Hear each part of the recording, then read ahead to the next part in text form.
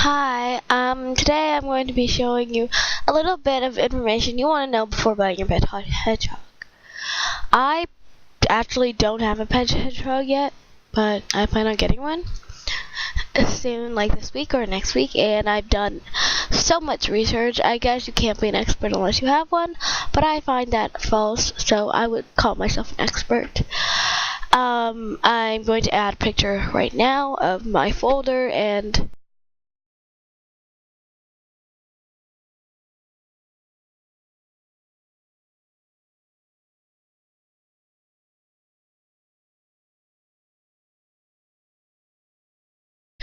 the back.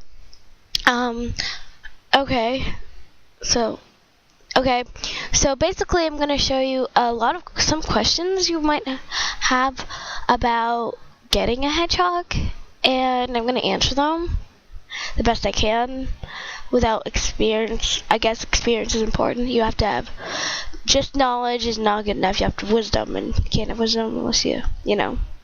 Sometimes you need life experiences. Other times you don't.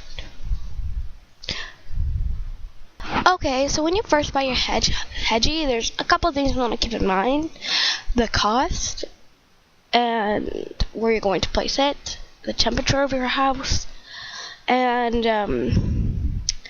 how long you plan to be staying at home. You don't want to buy a hedgehog when you are a traveling person.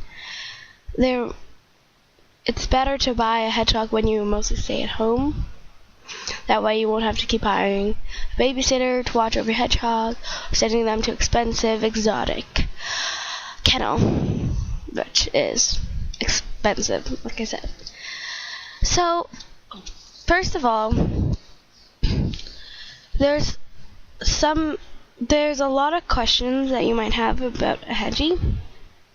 And if you have any, comment below and I'll make a video on that. Or screen video, as you can see, all you see is Google right now. I've watched a video. The best videos you can actually find are, if you go on YouTube, which you are on, the best video you can find is Snowdrop Hedgies. She is the best to look. Hedgie Piggy Love, your source for hedgehog and guinea pig care videos, and she has a bunch of different videos, so if you want you can go on there. Okay, so a couple questions you might have about your hedgehog is, our hedgie is expensive. Where can I buy my hedgie? Well, it's best to buy your hedgie from a breeder, but you can also purchase a hedgie. At a pet shop. Like I'm going to purchase mine at PG's Pets.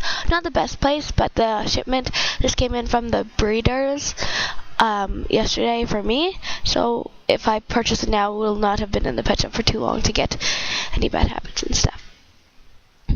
So you might want to say how much of them. They're usually like from 150 to 200. They used to be like 69, 200, but now they're mostly 150 to 200, and sometimes they're more than 200, like 250.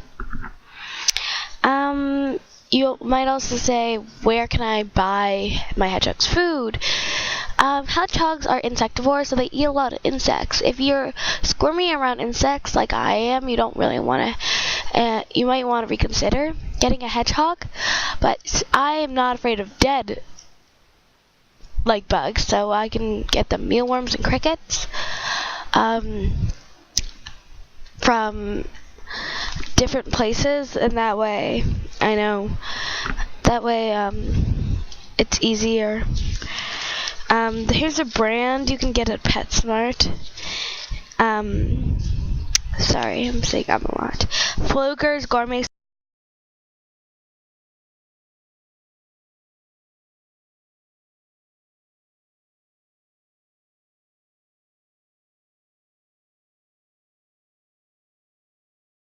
sell mealworms. Those are dead, and Fluker's Gourmet sell crickets. You can purchase those for your hedgie. You can also purchase live ones at PetSmart and freeze-dried ones, and I prefer feeding them freeze-dried or dehydrated, but you don't want it to just be a snack. You want it to be part of their meal since they are insectivores. So here's a brief feeding your hedgehog little cover. I will post a picture at the front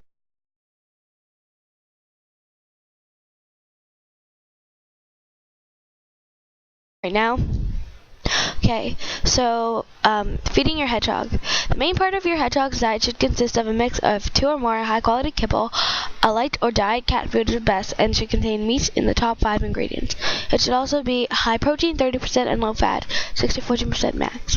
High-quality kibble. Some high-quality kibbles are Royal Canine Slim, 38, Chicken Soup Cat Lover, Soul Delight, Natural Balance, Solid Gold, Wellness, California Natural, First Mate, mediocre quality kibble. So here is what I'm reading. So I just read that quality kibble. Mediocre quality kibble, 8-inch ultra hedgehog,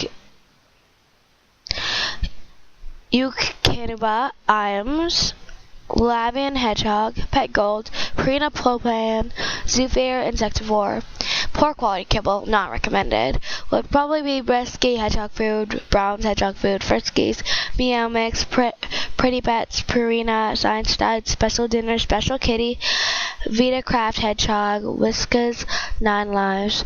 Foods sold in grocery department stores are usually poor quality and should be avoided.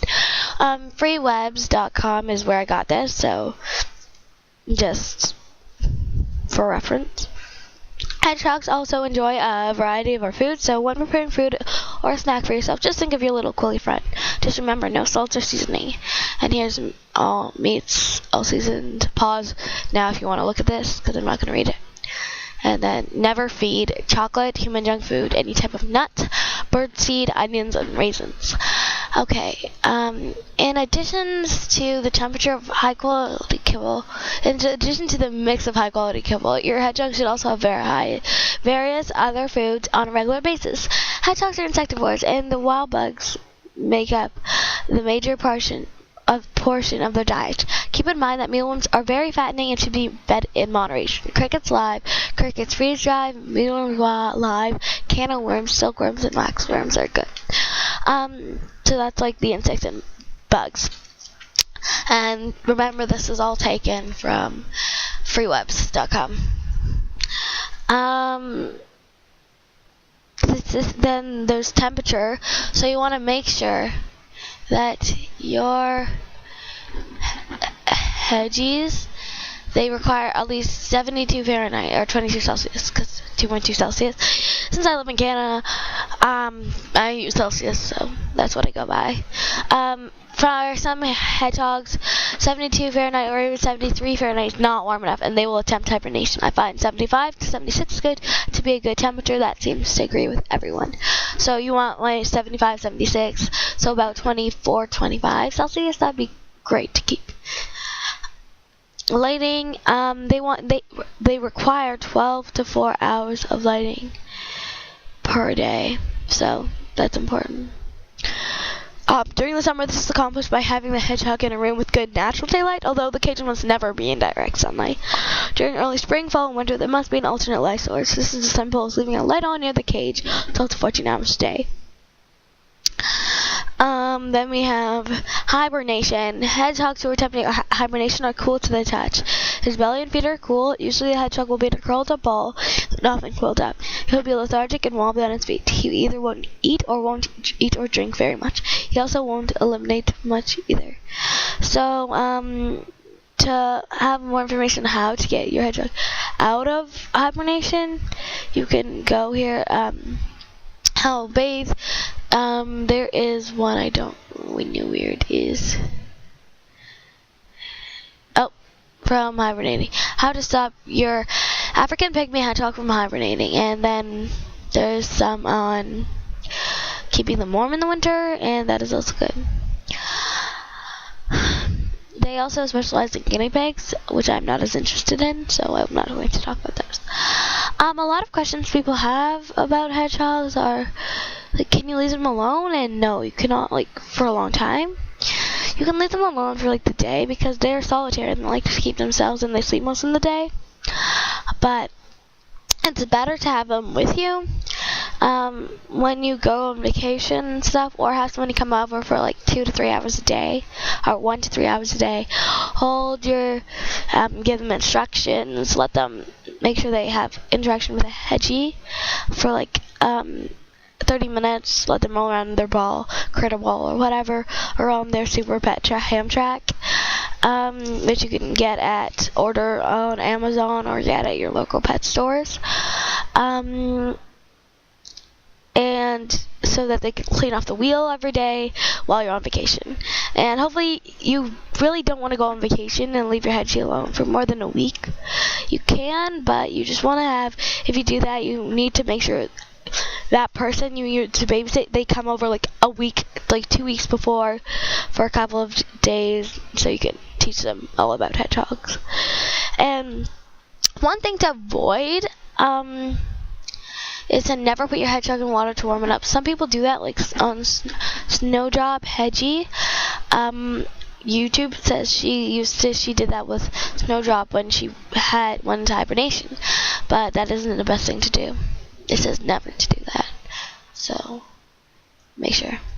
So bathing your hedgehog. On occasion you'll find that hedgie needs a bath. You can use baby shampoo, Aveeno, oatmeal bath, or kitten shampoo. Never, I repeat, ever use tea tree oil, tea tree shampoo, or anything containing tea tree oil on your hedgehog.